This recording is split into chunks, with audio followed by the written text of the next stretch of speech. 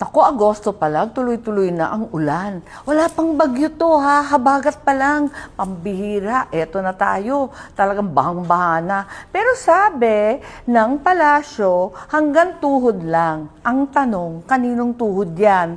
Tuhod ba ng dinosaur?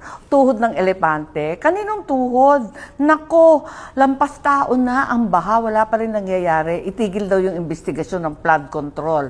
Bad word daw yon, tigilan daw. Tapos, yung ambuklaw at yung ating mga irigasyon, bakit sabay-sabay binubuksan lahat ng gate valve ng irigasyon para maanod talaga lahat ng tanim ng tao dun sa ibaba na downstream?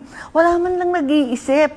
Tangay na lahat ng mga tinanim ng Ilocano at Igorot sa Benguet at sa Ilocanja. Pambihira, lahat ng gulayan. Walang-wala na, tinatapon na lang yung pechay, tinatapon na yung repolyo at carrots. Maawa naman kayo, umpisa pa lang to, Agosto pa lang, mahaba-haba ang typhoon season.